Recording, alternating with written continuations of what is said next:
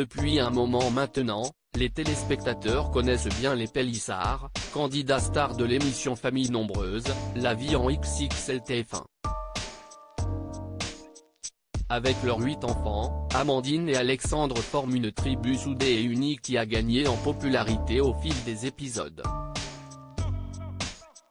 Un véritable rêve éveillé pour la jeune femme qui n'aurait jamais pensé pouvoir goûter à un tel bonheur. Et pour cause, Amandine Pélissard a traversé des épreuves traumatisantes, dont les agressions sexuelles réalisées par son oncle par exemple. Plus tard, elle a connu de lourds problèmes financiers. Un beau jour, pendant que je suis enceinte de mon 6e enfant, je dois être hospitalisée. Je me retrouve en arrêt pathologique donc je ne peux pas continuer de travailler parce que j'ai des problèmes liés à ma grossesse. Alexandre, qui est lui salarié en CDI dans une boulangerie industrielle depuis plus de 10 ans, se retrouve licencié quasiment du jour au lendemain.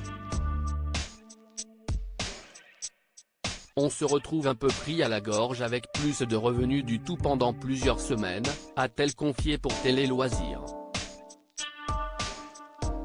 En situation précaire à cette époque, elle explique n'avoir alors eu d'autre choix que d'enfreindre la loi à plusieurs reprises. Je n'ai trouvé aucune autre solution sur le moment que d'aller voler à manger dans un magasin pour mes enfants.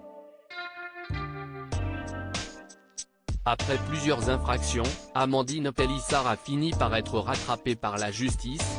Forcément quand on fait des bêtises c'est ce qui arrive. Je me suis retrouvée en garde à vue. Elle devait ensuite passer en jugement mais son accouchement est survenu à la même période. Résultat, elle a pris 6 mois ferme. Le fait de ne pas m'être présentée à l'audience, je pense que ça n'a pas joué en ma faveur, analyse-t-elle aujourd'hui. La femme d'Alexandre avait alors fait appel de ce verdict et doit repasser en procès bientôt, sans doute à l'automne. Un rendez-vous qui inquiète Amandine Pélissard, aujourd'hui bien installée dans sa vie. Je pense que si est une peine qui est extrapolée parce que j'ai volé à manger mais je ne méritais pas 6 mois ferme.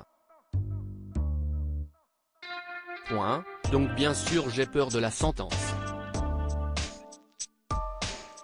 L'influenceuse se console néanmoins à l'idée d'être mieux préparée qu'à l'époque, étant guidée par un avocat et ayant une situation beaucoup plus stable.